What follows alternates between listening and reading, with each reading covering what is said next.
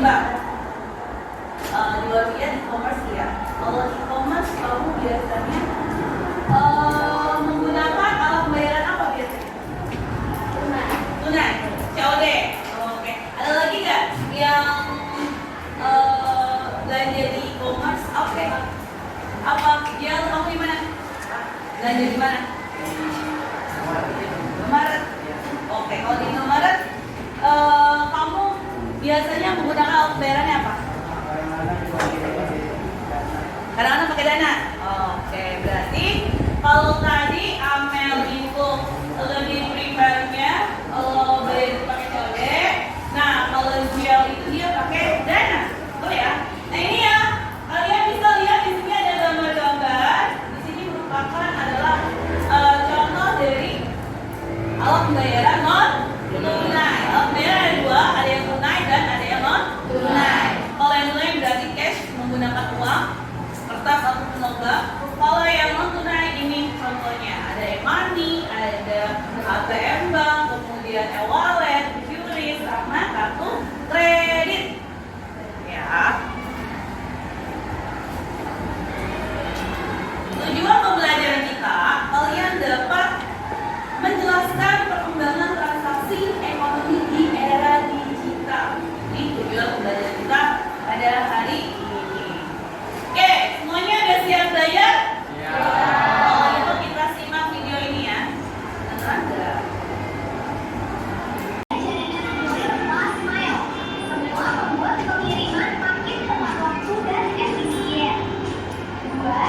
Telekomunikasi, internet berkecepatan tinggi, smartphone murah, dan aplikasi pesan instan menciptakan interaksi real time antara pembeli dan penjual.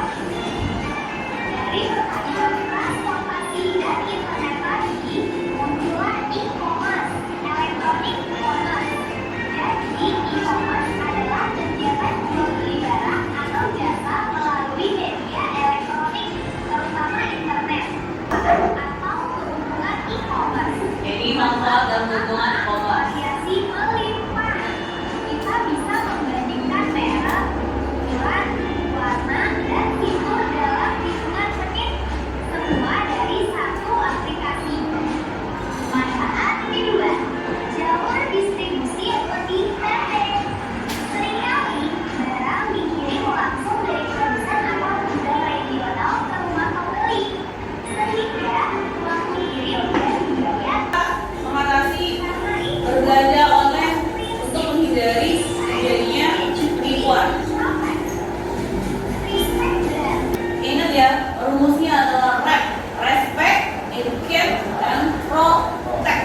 Dari video yang tadi kalian sudah simak, ada nggak di sini yang tertarik untuk terjun langsung di dunia e-commerce, pengen buka toko online atau pengen jualan secara online?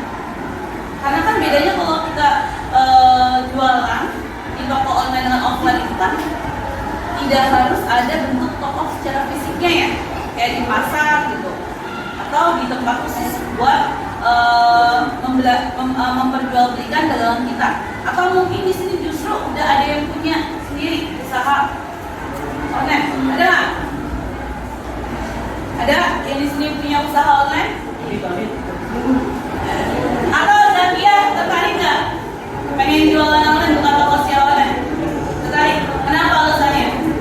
Kira-kira alasannya apa? Orang lebih tertarik jualan di toko online ketimbang offline? Lebih simpelnya nggak harus punya toko sendiri ya, secara fisiknya kayak tadi alasan ibu gitu. Oke. Terus secara keuntungan lainnya dari jualan di toko offline dengan yang online, kira-kira manfaatnya apa Rasya?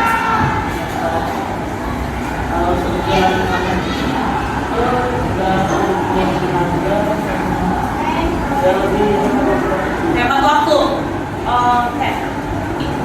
Di materi kita tadi di video kan sudah ada yang namanya e-commerce, ya.